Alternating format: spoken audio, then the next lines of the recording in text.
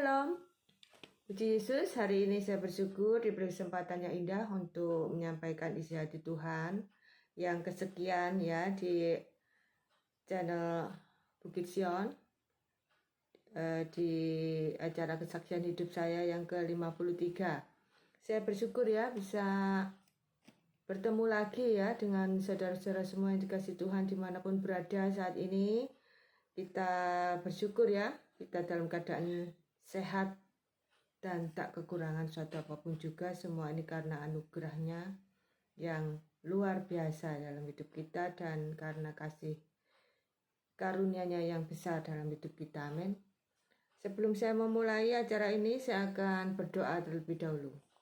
Bapa yang baik, dalam nama Yesus, Bapa di surga, hamba-Mu serahkan acara ini dari awal sampai akhir dalam pimpinan Roh Kudus-Mu.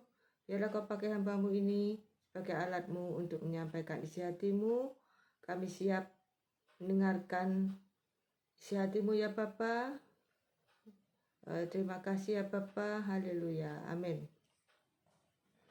Temanya ada dua ya temanya. Yang pertama yaitu berkat keturunan dan kutuk keturunan.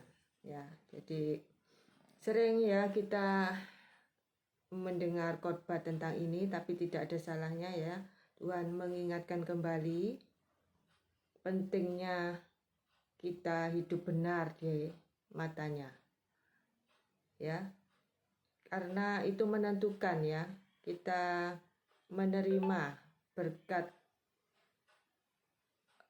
keturunan atau tidak ya, jadi dan menentukan juga kita kena kutuk keturunan atau tidak. Jadi Tuhan mengingatkan supaya kita serius ya dalam menjalani hidup ini, harus selalu hidup benar dan benar di mata Tuhan ya, maksudnya bukan benar di mata manusia. Kita harus tetap hidup benar di mata Tuhan ya, hidup dalam kekudusan dan hidup dalam dan berjalan di atas kebenaran firman Tuhan.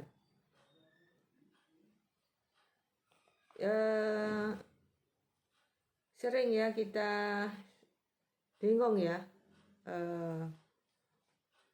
tentang kutuk keturunan. Kalau berkat keturunan tuh banyak yang sudah mengerti ya. Orang yang hidup benar di mata Tuhan, orang itu diberkati Tuhan dan anak cucunya juga diberkati Tuhan dengan berkat orang benar ya. Itu yang dimaksud berkat keturunan untuk anak cucu orang yang benar di mata Tuhan tersebut. Selain orang itu diberkati, anak cucunya, keturunannya juga diberkati. Itu kita sudah paham ya, sudah mengerti tentang berkat keturunan. Lebih jauh lagi yaitu tentang kutuk keturunan. Ya, banyak yang kurang mengerti ya tentang kutuk keturunan ini. Saya akan tambahkan sedikit ya tentang berkat keturunan juga. Mungkin ada sesuatu yang perlu diperhatikan ya. Mengenai berkat keturunan dan kutuk keturunan ini. Kita ambil dari kitab Yeskiel pasal 18 ya. Khususnya ayat 1 sampai 9. Sebenarnya ya ayat 1 sampai habis ya, tapi kita baca bertahap dulu ya. Dari ayat 1 sampai 9 dulu, ini berbicara tentang berkat keturunan. Jadi di Yeskiel 18 1 sampai 9 ini karena ayatnya panjang ya, jadi tolong saudara baca sendiri di rumah. Yeskiel 18 ini ya, mulai ayat 1 sampai habis, tapi saya bahas 1 sampai 9 dulu. Di sini dikisahkan ya, ada seorang yang hidup benar di mata Tuhan. Dan karena orang ini hidup benar di mata Tuhan, ya, berjalan dalam kebenaran, di atas kebenaran firman Tuhan, orang ini diberkati Tuhan luar biasa ya, dan anak cucunya, keturunannya juga mendapat berkat orang benar atau berkat keturunan. Jadi tetapi ya, ada sesuatu yang harus kita perhatikan. Itu bukan jaminan ya. Jadi kalau orang tua kita misalnya ya, itu orang yang hidupnya benar di mata Tuhan ya, orang tua kita ya, dan kita ini otomatis kan dapat berkat orang benar, yaitu berkat keturunan. Selama kita sebagai anaknya, yang saya maksud ini, kita ini anaknya orang benar gitu loh ya. Kalau orang tua kita itu orang yang benar di mata, hidupnya benar di mata Tuhan, kita sebagai anak dari orang tua kita, ayah ibu kita yang hidupnya benar di mata Tuhan, itu otomatis kita ini menerima berkat orang benar, yaitu berkat keturunan tadi ya. Jadi otomatis itu kita terima karena orang kita hidupnya benar di mata Tuhan tadi ya. Jadi tetapi ada tetapinya. Kalau kita suatu saat jatuh dalam dosa dan kita tidak bertobat, berkat orang benar tadi tidak sampai ke kita ya. Jadi itu tergantung kita ini sebagai anaknya itu bagaimana hidup kita. Jadi kalau hidup kita itu benar di mata Tuhan, otomatis kita menerima berkat orang benar ya, berkat dari orang tua kita, berkat keturunan ya, dari orang tua kita yang hidup benar tadi, otomatis kita menerima berkat orang benar atau berkat keturunan. Tetapi kalau hidup kita ini jauh ya dari kebenaran atau melakukan yang tidak sesuai ketetapan, semua ketetapan Tuhan Yesus, maka berkat orang benar itu tidak sampai ke kita ya. Kita tidak menerima, maksudnya tidak menerima berkat orang benar atau berkat keturunan tersebut ya. Itu yang mau saya tambahkan ya di berkat keturunan ini. Jadi tidak jamin ya, misalnya orang tuanya itu seorang pendeta ya, anaknya cucunya itu mendapat berkat orang benar, itu tidak jaminan. Jadi tergantung anak cucunya tersebut hidupnya bagaimana ya. Kalau hidupnya benar di mata Tuhan, pasti menerima berkat keturunan tersebut atau berkat orang benar tersebut. Tapi kalau anak cucunya itu hidupnya melenceng ya dari kebenaran firman Tuhan, atau hidupnya itu tidak sesuai ya ketetapan Tuhan, maka tidak akan menerima berkat orang benar tersebut atau berkat keturunan tersebut ya. Jelas ya. Dan sama ya dengan kutuk keturunan. Jadi kutuk keturunan itu juga kalau anak cucunya itu hidup benar di mata Tuhan, kutuk keturunan itu tidak sampai ya ke anak cucunya tersebut. Jadi kutuk keturunan itu tergantung anak cucunya tersebut atau tergantung keturunannya tersebut hidupnya bagaimana ya. Kalau hidupnya itu di luar kebenaran firman Tuhan, pasti kena kutuk keturunan. Kalau orang tuanya hidupnya tidak benar gitu ya, atau pokoknya berbuat dosa gitu ya, itu otomatis anak cucunya itu kena kutuk keturunan dari orang tuanya yang berdosa tersebut ya. Tapi kalau orang tua kita misalnya ya, lebih gampangnya ya. Jadi kalau orang tua kita itu bertobat dan hidupnya itu kembali ke firman Tuhan ya, ke kebenaran, dan menyerahkan hidupnya pada Tuhan Yesus dan sungguh-sungguh ya hidup dalam kebenaran firman Tuhan, orang tersebut itu pasti ya diampuni, dan pasti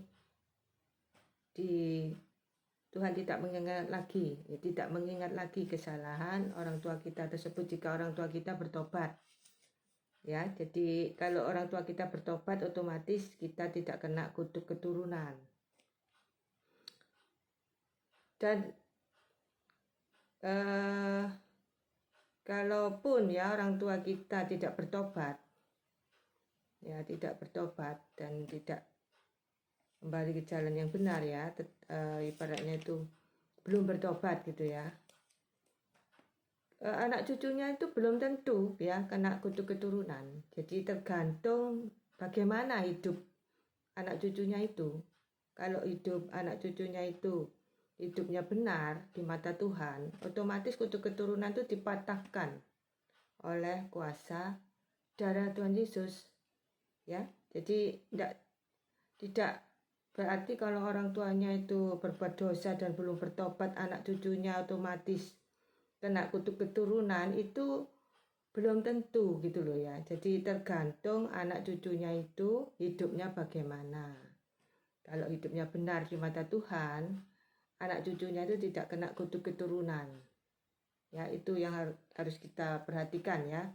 Jadi supaya kita tidak salah mengerti ya tentang kutuk keturunan ini. Kan Tuhan itu maha adil ya.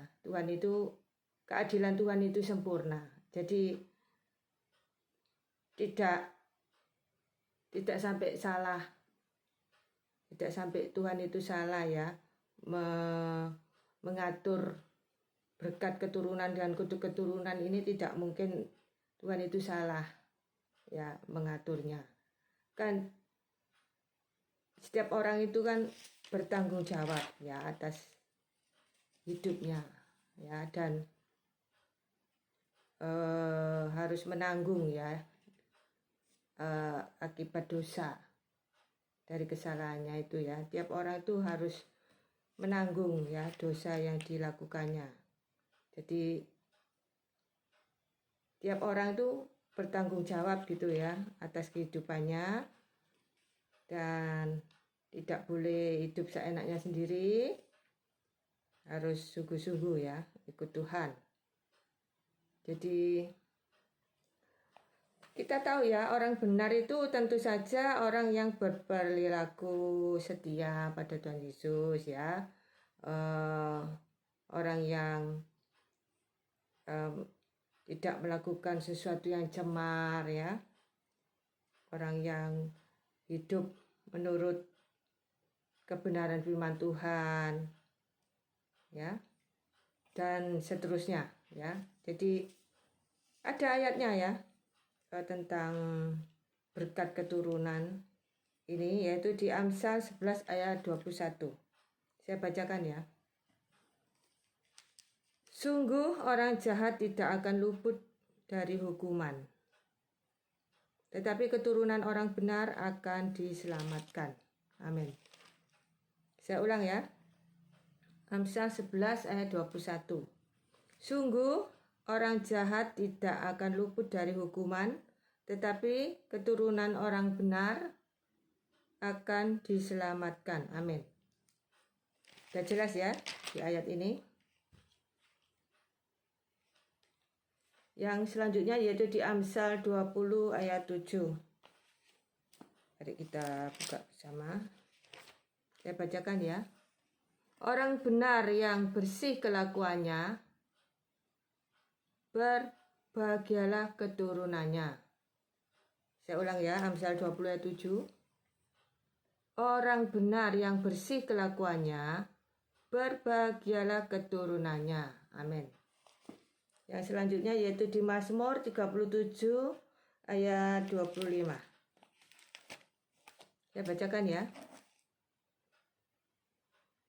Dahulu aku muda, sekarang telah menjadi tua. Tetapi tidak pernah kulihat orang benar ditinggalkan atau anak cucunya meminta-minta roti. Saya ulang ya. Mazmur 37 ayat 25. Dahulu aku muda, sekarang telah menjadi tua. Tetapi tidak pernah kulihat orang benar ditinggalkan atau anak cucunya meminta-minta roti. Amin. Yang selanjutnya di Yesaya 61 ayat 9. Mari kita buka bersama ya, Yesaya 61 ayat 9. Saya bacakan ya. Keturunanmu akan terkenal di antara bangsa-bangsa, dan anak cucumu di tengah-tengah suku-suku bangsa, sehingga semua orang yang melihat mereka akan mengakui bahwa mereka adalah keturunan yang diberkati Tuhan. Saya ulang ya. Yesaya 61 ayat 9. Keturunanmu akan terkenal di antara bangsa-bangsa, dan anak cucumu di tengah-tengah suku-suku bangsa, sehingga semua orang yang melihat mereka akan mengakui bahwa mereka adalah keturunan yang diberkati Tuhan. Amin. Ya, jadi itulah ya ayat-ayat yang menjelaskan tentang berkat keturunan. Jadi orang yang hidupnya benar di mata Tuhan, selain orang itu sendiri diberkati Tuhan, juga keturunannya pasti diberkati Tuhan. Ya, tapi dengan catatan kalau anak cucunya tersebut atau keturunannya tersebut hidup benar di mata Tuhan juga, ya. Kalau anak cucunya atau keturunannya itu hidupnya enggak benar atau hidupnya itu keluar ya dari rel kebenaran firman Tuhan, tentu saja anak cucunya atau keturunannya tidak memperoleh berkat keturunan ini, ya, itu otomatis. Ya, ada ayatnya ya. Jadi yang sudah kita baca tadi ya, jadi Tuhan itu pasti ya menghukum orang yang berdosa. Jadi otomatis orang yang berdosa itu tidak mendapat berkat keturunan. Dan kita bahas lagi tentang kutuk keturunan tadi ya. Kalau kutuk keturunan itu dapat kita lihat di Keluaran 20 ayat 5. Mari kita buka bersama-sama ya. Keluaran 20 ayat 5. Ini tentang kutuk keturunan. Saya bacakan ya. Keluaran 20 ayat 5. Jangan sujud menyembah kepadanya, nya huruf kecil ya, atau beribadah kepadanya, nya huruf kecil, sebab aku huruf besar ya, Tuhan Allahmu adalah Allah yang cemburu, yang membalaskan kesalahan bapa kepada anak-anaknya, kepada keturunan yang ketiga dan keempat dari orang-orang yang membenci aku. Saya ulang ya. Jangan sujud menyembah kepadanya atau beribadah kepadanya, sebab aku, Tuhan Allahmu adalah Allah yang cemburu, yang membalaskan kesalahan bapa huruf kecil ya, kepada anak-anaknya, kepada keturunan yang ketiga dan keempat dari orang-orang yang membenci aku huruf besar ya. Yang selanjutnya di Keluaran 34 ayat 7. Saya bacakan ya. Yang meneguhkan kasih setianya kepada beribu-ribu orang, yang mengampuni kesalahan, pelanggaran dan dosa, tetapi tidaklah sekali-kali membebaskan orang yang bersalah dari hukuman, yang membalaskan kesalahan bapa kepada anak-anaknya dan cucunya kepada keturunan yang ketiga dan keempat. Saya ulang ya. Keluaran 34 ayat 7. Yang meneguhkan kasih setianya, ini huruf besar ya, kepada beribu-ribu orang, yang mengampuni kesalahan, pelanggaran, dan dosa, tetapi tidaklah sekali-kali membebaskan orang yang bersalah dari hukuman, yang membalas kesalahan bapa huruf kecil ya, kepada anak-anaknya dan cucunya, kepada keturunan yang ketiga dan keempat. Amin. Selanjutnya di Bilangan 14 ayat 18. Saya bacakan ya. Tuhan itu berpanjang sabar dan kasih setianya berlimpah-limpah. Ia mengampuni kesalahan dan pelanggaran, tetapi sekali-kali tidak membebaskan orang yang bersalah dari hukuman. Bahkan ia huruf besar ya, membalaskan kesalahan bapa huruf kecil, kepada anak-anaknya, kepada keturunan yang ketiga dan keempat. Ini bicara tentang kutuk keturunan ya. Ayat-ayat yang saya baca mulai Keluaran 20 ayat 5 tadi ya, Keluaran 34 ayat 7. Ini sekarang Bilangan 14 ayat 18 ya. Dan ada lagi di Amsal 26 ayat 2.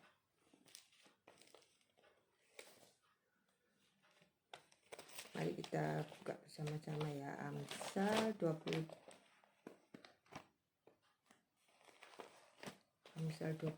ayat 2.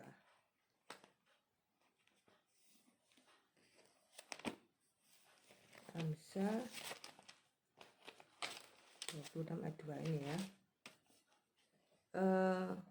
Seperti burung pipit mengirap dan burung layang-layang terbang, demikianlah kutuk tanpa alasan tidak akan kena. Saya ulang ya, Amsal 26 ayat 2. Seperti burung pipit mengirap dan burung layang-layang terbang, demikianlah kutuk tanpa alasan tidak akan kena. Amin ya. Jadi ayat ini ya, jadi kutuk itu hanya akan mengenai ya orang-orang yang hidupnya tidak berkenan atau yang hidupnya itu di luar ya kebenaran firman Tuhan, atau yang hidupnya nggak benar gitu ya, yang melenceng ya dari kebenaran firman Tuhan, atau hidupnya itu tidak melakukan semua ketetapan Tuhan Yesus gitu loh ya. Jadi kutuk itu hanya datang pada orang-orang yang tidak taat ya, tidak taat pada ketetapan-ketetapannya dan melanggar semua ketetapan-ketetapannya ya, itu kena kutuk. Jadi kutuk itu tidak mungkin mengenai orang-orang yang benar di mata Tuhan. Jadi meskipun orang tua kita itu berdosa, belum bertobat ya, tapi kalau anak cucunya itu hidup benar di mata Tuhan, kutuk itu tidak akan kena pada anak cucunya yang hidup benar tadi ya. Jadi tidak ngawur gitu loh ya. Kalau orang tuanya itu berdosa dan belum bertobat, pasti anak cucunya kena kutuk. Itu tergantung anak cucunya itu hidupnya bagaimana gitu loh ya. Kalau hidupnya anak cucunya tersebut hidup benar di mata Tuhan, pasti tidak kena kutuk gitu loh ya. Kita lanjut ke Ulangan 5 ayat 9.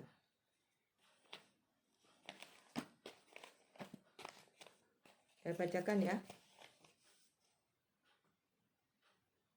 Jangan sujud menyembah kepadanya atau beribadah kepadanya. Ini tadi sudah ya. Ulangan 5 ayat 9 ini tadi sudah. Allah kita itu kan Allah pencemburu ya. Jadi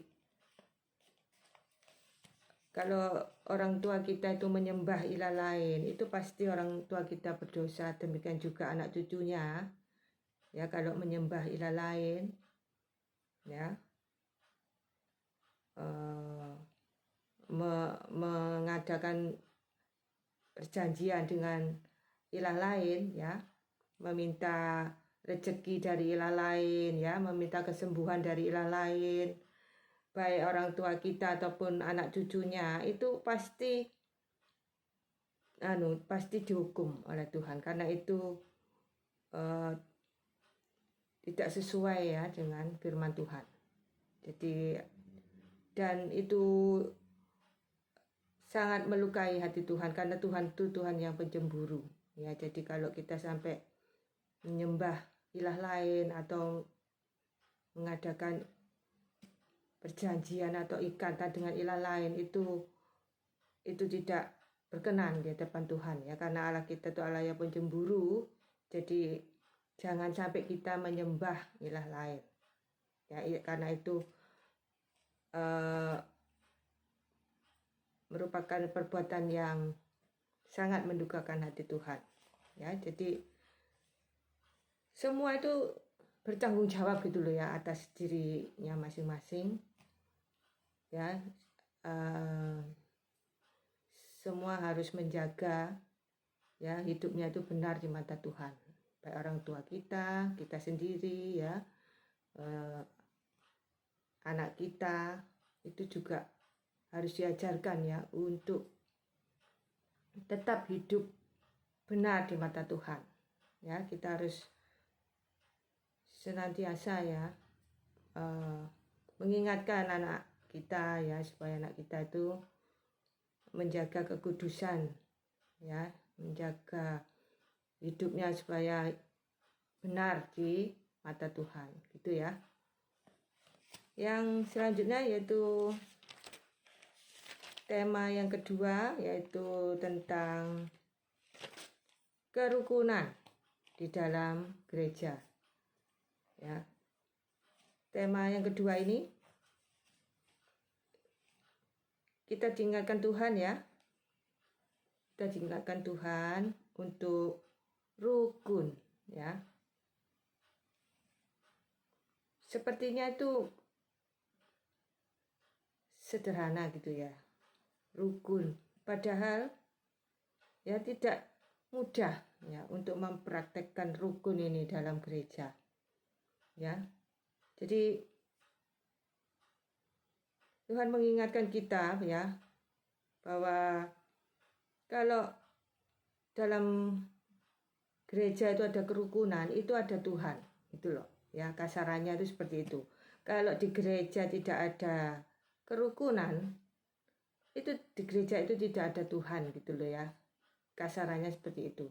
Jadi penting sekali ya kerukunan dalam gereja ini, baik antar sesama pelayan Tuhan ya, antar jemaat, pokoknya semua ya, semua dalam gereja itu kan suatu keluarga besar ya, saudara seiman, ibaratnya itu keluarga besar, satu kesatuan, otomatis harus rukun.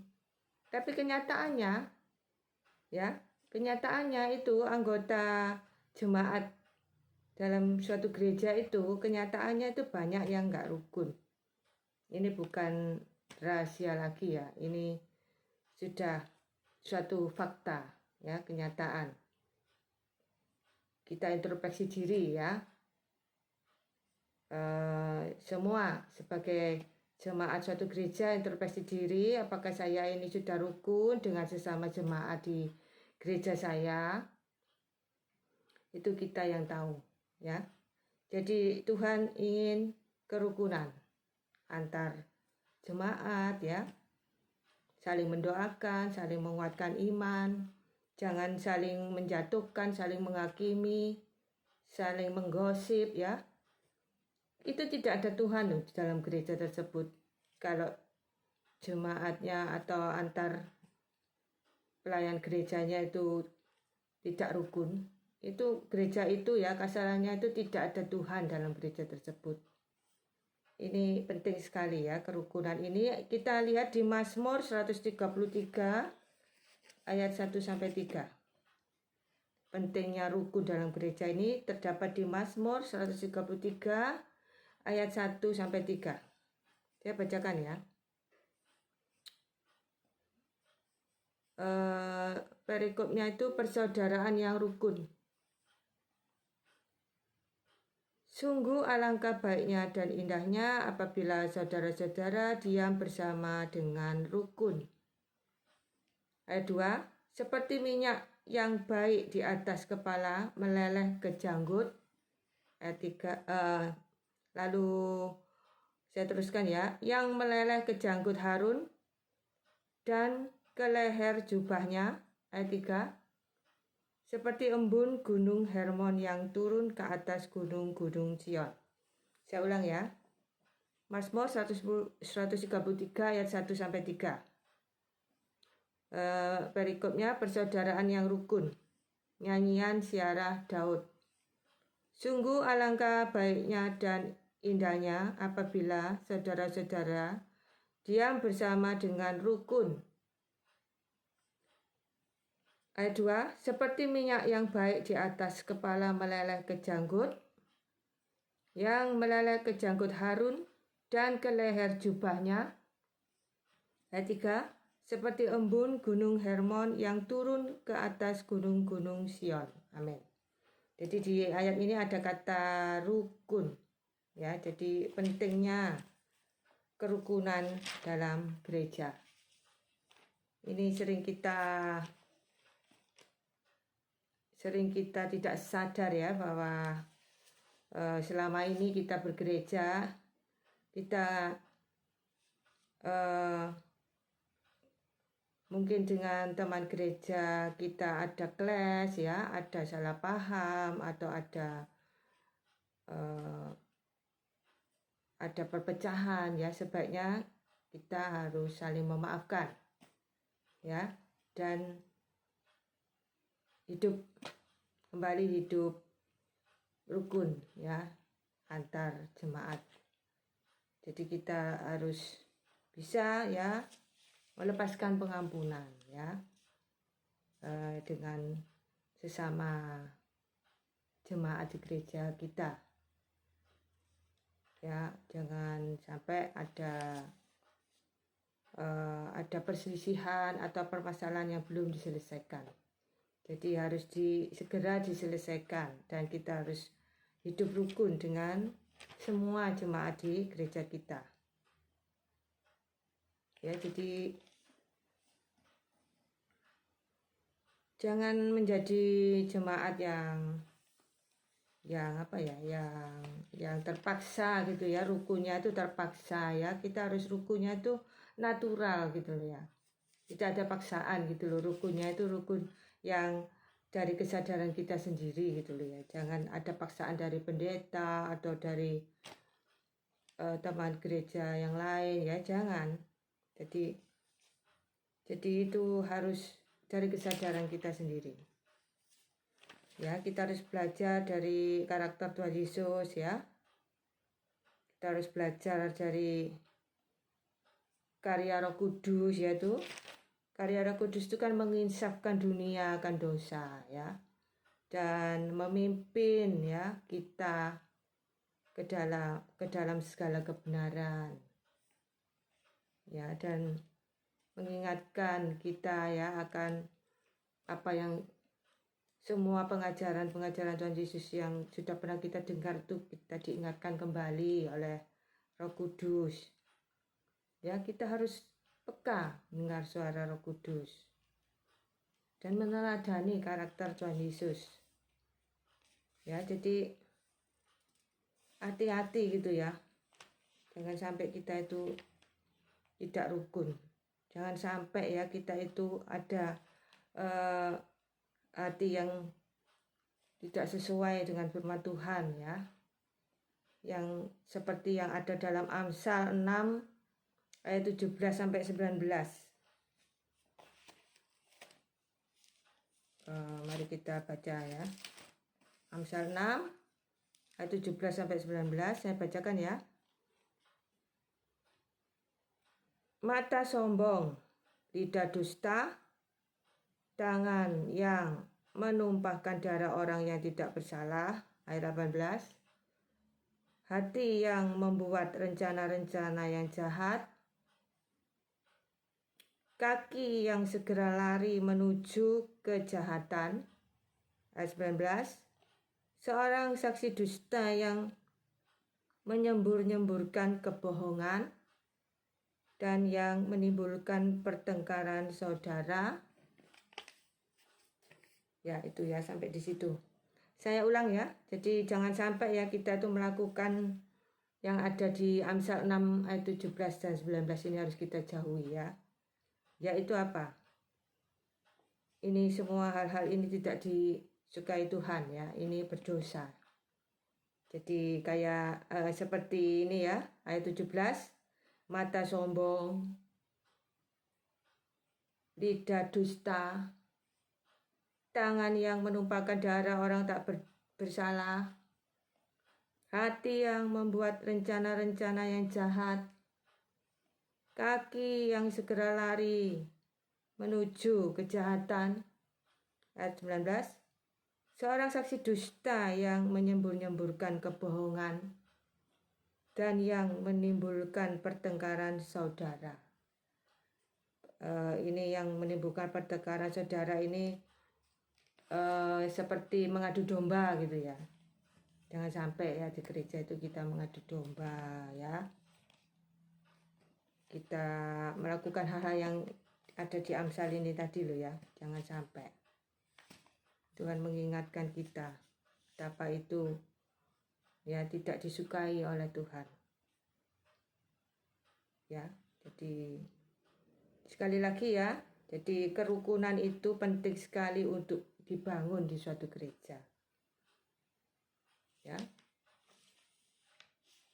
Itulah ya pesan Tuhan hari ini. Saya akhiri sampai di sini.